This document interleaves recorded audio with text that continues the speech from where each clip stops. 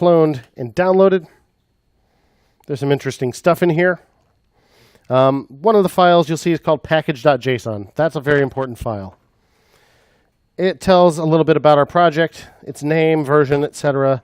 But it also lists our dependencies and some scripts that we can run. The dependency is very important. You'll see React, React DOM, and React scripts listed there. So the deal is, if we have this file that lists all the dependencies, we don't actually need to commit those files. We don't need to commit React, the entire React library, into our repository. We just need to have them listed among our dependencies here, and then what we can do is just inside this folder, make sure you're actually in that folder first. Type yarn install, or if you don't have yarn, NPM install, but please use yarn. NPM install or yarn install. This will take a minute, so go ahead and type it now. Type yarn install, and it'll actually download all of those dependencies. And if you're watching carefully, you'd see a node modules folder show up. That wasn't there until we typed yarn install. Now it's there, and that's where it's putting all of our dependencies. And you'll notice, okay, we have 3 dependencies here: React, React DOM, and React scripts. Well, there's a lot more than that in this folder. A lot more than that. Because as it turns out, each of those dependencies has its own list of dependencies, and yarn install is installing all of them. Anybody familiar with the gitignore file? So gitignore lists files that are to be ignored by Git. So even if you add and commit and so on, they're not going to be added to your repository. And node modules is listed there. So that node modules folder will not be committed and pushed to GitHub.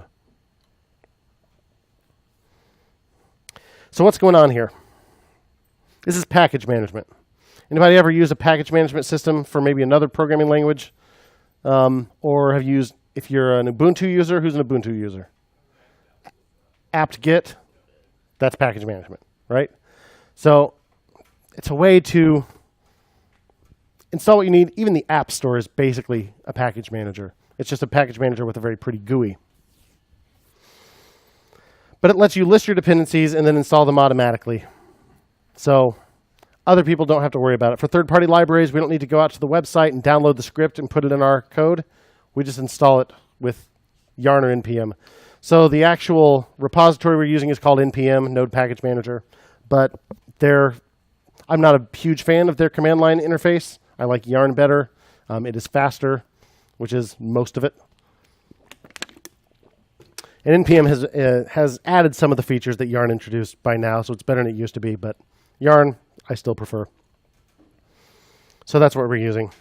So that actually takes all of our dependencies and their dependencies and their dependencies and puts them inside the node modules folder so that they're there so our program can actually run.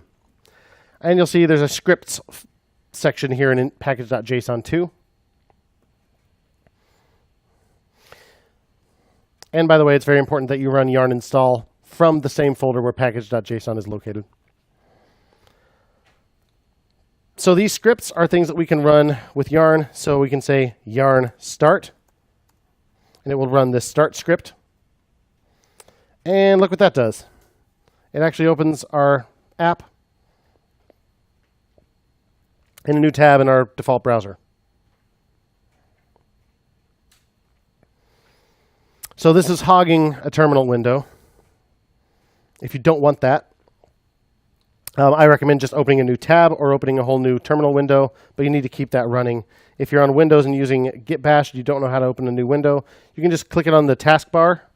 If you click Git Bash on the taskbar, and then I think the top choice will be just the Git Bash icon again, do that and it'll open a new window. To kill the server, should you need to kill it, Control-C. That's not Command-C on a Mac. That's Control-C no matter what platform you're on. Control-C will kill it. Start it back up again with yarn start. And it'll actually start a development server. So no longer can we just open these files straight in the browser. We can't just open index.html in the browser. We have a whole build process going on here that's turning our JSX into real JavaScript and outputting a new directory that has the actual code in it. So we need to run our development server. So we do that with yarn start. That's how we actually run the thing. Are we, all the things that you're going to do for past like minute, are we not able to do that unless the entire package thing is like downloaded? if yarn install hasn't finished, then yeah, the stuff won't work. Yep. Yarn install is still going. The stuff won't work yet. So hopefully, as part of the setup process before class ever began, you also installed the React dev tools in Chrome. If not, you definitely want to do that. They're awesome. If you have them, then when you open up your dev tools, you should have another tab called React. It'll show us all our components. It'll show us their state and their props and so on down here.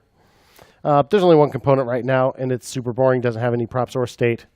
But you'll definitely want to have that there because when we start really getting into React, that's going to be incredibly helpful.